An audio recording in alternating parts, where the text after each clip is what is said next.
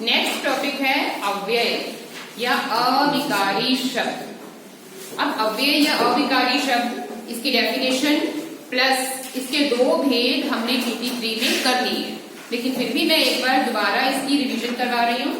सबसे पहले कि हम अव्यय किसको कहते हैं, दो शब्दों के मेल से बना है। इसमें कौन कौन से दो शब्द हैं, ध्यान से देखो। अव्यय, इसमें एक उपसर्ग है और एक मूल शब्द है, एक मूल शब्द है।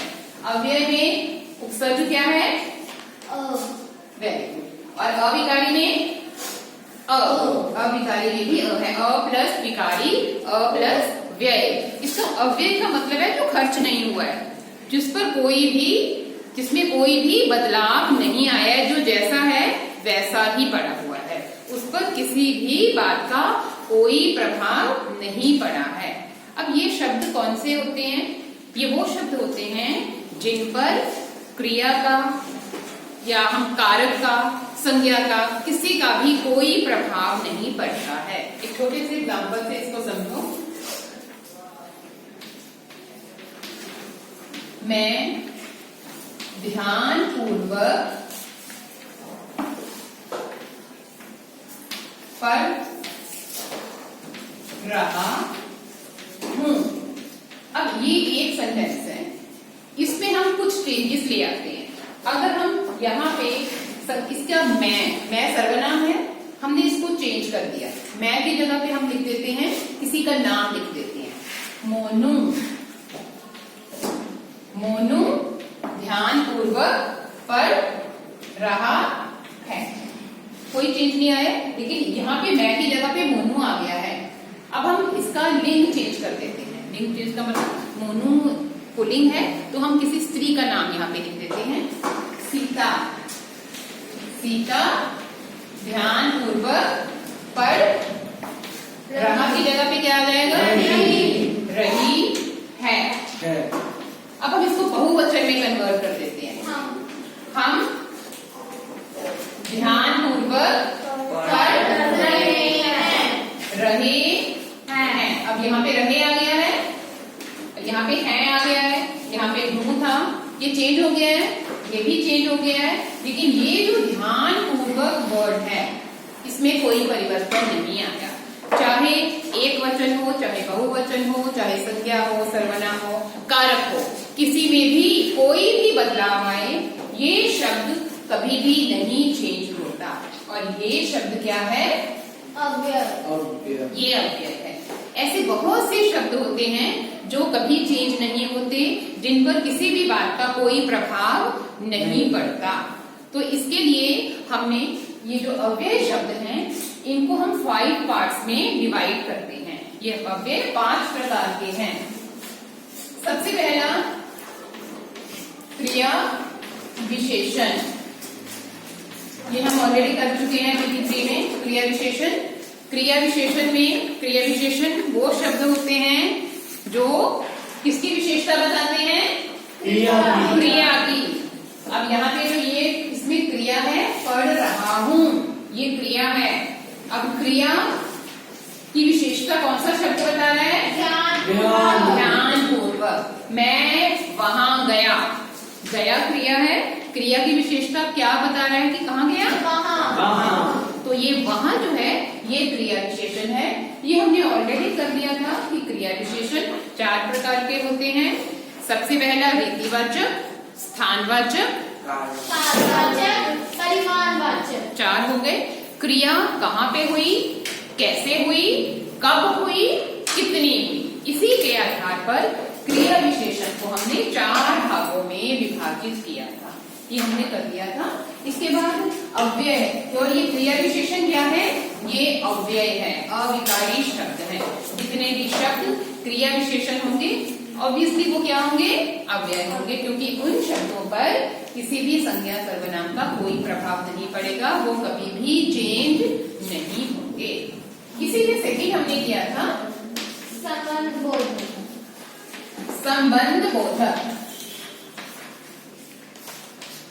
संबंध बोधक वो शब्द होते हैं जो संज्ञा या सर्वनाम का संबंध वाक्य के दूसरे शब्दों से बताते हैं। हमारी कक्षा के सामने गमला है। हमारी कक्षा के सामने गमला है। अब हमारी कक्षा और गमले का संबंध कौन सा शब्द बता रहा है? के सामने। के सामने। के सामने, अध्यापिका के सामने बच्चे बैठे हैं, तो अध्यापिका और बच्चों के बीच का संबंध कौन सा शब्द बता रहा है? के सामने। अध्यापिका के पीछे बोर्ड है, तो पीछे बोर्ड है। अब पीछे आ गया, हमने पीछे वाला वर्ड यूज कर लिया, के पीछे। बूढ़ा लाठी के सहारे चल रहा है। के सहारे। के सहारे। अब ये जो के सहारे, के सामने, के पीछे, आगे पीछे, ये सारे संबंध बोधक हैं। एक बात याद रखनी है, संबंध बोधक में हम के वर्ड जरूर लगाते हैं। के कारण, बीमारी के कारण मैं नहीं आ सका, तो के कारण हो गया, ये भी संबंध बोधक है। ये भी हमने PG3 में कर दिया था। नाउ इस टर्म में 3 और हमने अव्यय करने हैं, यही अव्यय करने हैं। अब संबंध बोधक भी क्या होता है? एक अव्यय ही होता है। इसी में थर्ड है समुच्चय बोधक। समुच्चय बोधक।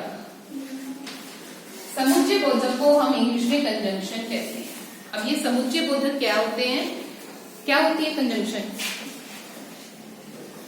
समुच्चय बोधक क्या होते हैं? कौन से शब्द होते हैं? क्या काम करते हैं ये?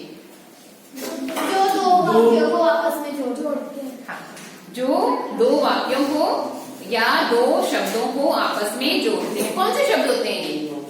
कौन कौन से शब्द हो सकते हैं जो दो शब्दों को या वाक्यों को जोड़ते हैं? इसलिए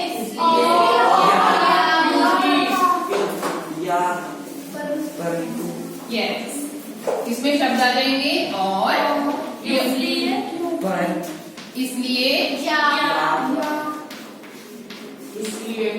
या, तथा, क्योंकि।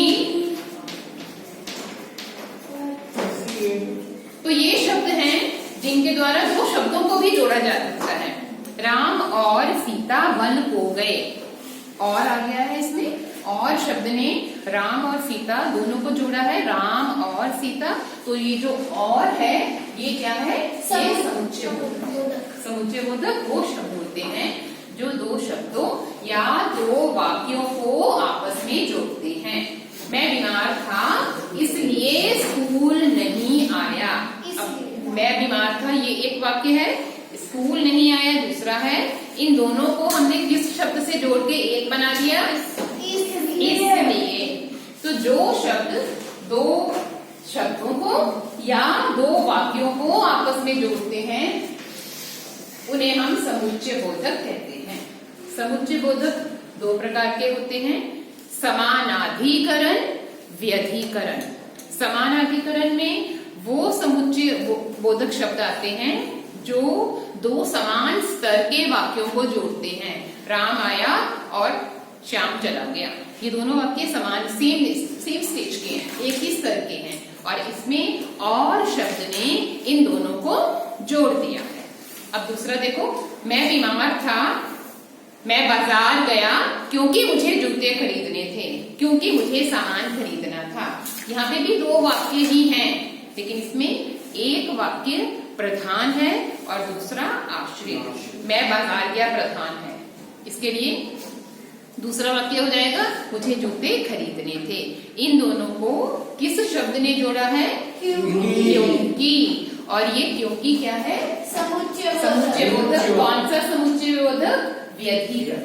समानाधिकरण और व्यधिकरण, ये दो समुच्चय बोधक। अब हमने क्रिया विशेषण भी देख लिया, संबंध बोधक भी देख लिया, समुच्चय बोधक भी देख लिया। नेक्स्ट है विस्मयादि बोधक।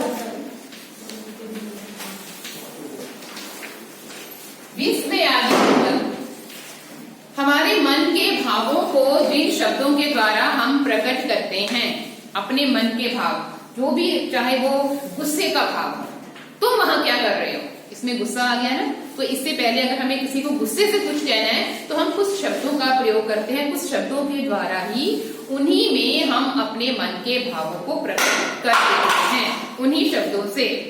जैसे अगर बहुत ज्यादा गंदगी है तो हम क्या बोलेंगे? छी, कितनी गंदगी है। अब ये जो ची शब्द है ये क्या है, ये विस्मयादि बोधक। ओह मैं लेट हो गया, तो हुआ कि मैं लेट हो गया, यहाँ पे हमने ओ शब्द लगा दिया है, ओ वह फेल हो गया, तो इसके बाद हम विस्मयादि बोधक का चिन्ह भी लगाएंगे। वाह तुमने प्रथम स्थान प्राप्त किया, या शाबाश।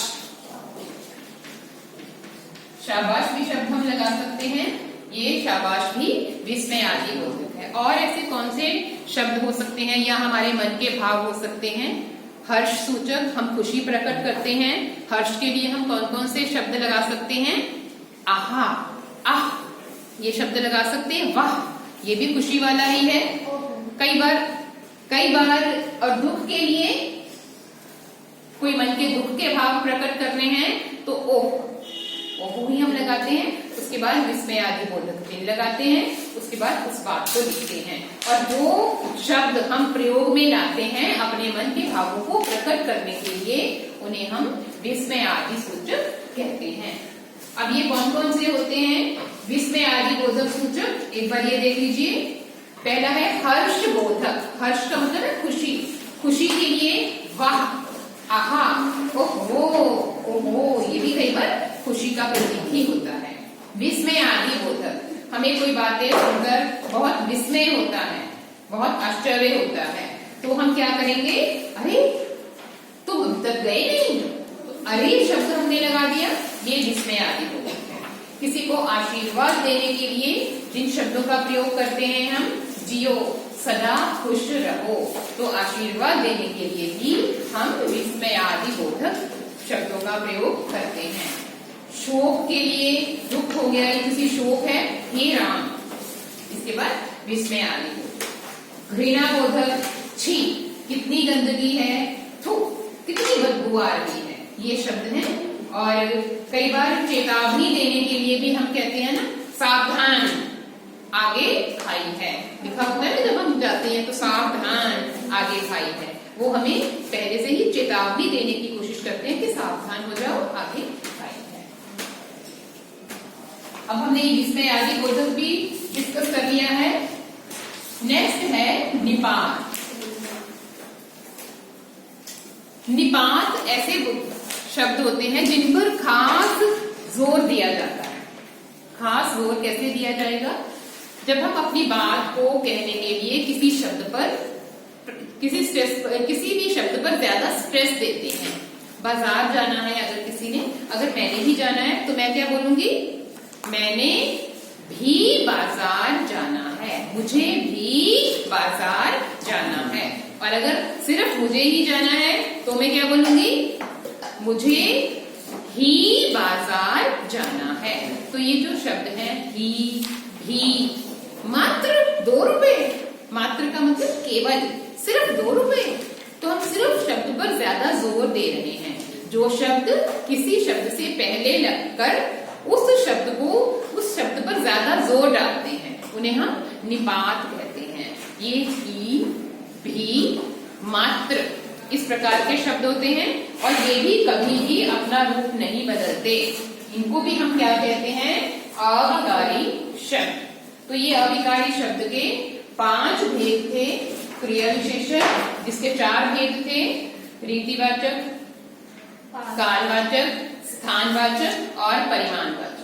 संबंध बोधक, जो शब्द 2 संज्ञा या सर्वनाम का आपस में संबंध बताते हैं, या बाकी शब्दों के साथ उसका संबंध बताते हैं। समुच्चय बोधक, जो 2 वाक्यों को या 2 शब्दों को जोड़ने का काम करते हैं। विस्मयादि बोधक, जिन शब्दों के द्वारा हमारे मन के भाव प्रकट होते हैं। और निपात, जो किसी शब्द से पहले लगकर विशेष बल देते हैं उस वाक्य पर, उन्हें हम निपात कहते हैं। और ये 5 प्रकार के हैं। इसकी बैक एक्सरसाइज आपने अपनी बुक्स में करनी है। क्रिया विशेषण और संबंध बोधक की बैक एक्सरसाइज हम ऑलरेडी कर चुके हैं। अब आपने समुच्चय बोधक और विस्मयादि बोधक की बैक एक्सरसाइज अपनी बुक्स पर ही सॉल्व करनी है। ये आपने अपनी बुक पर ही सॉल्व करनी है, और यही आपका होमवर्क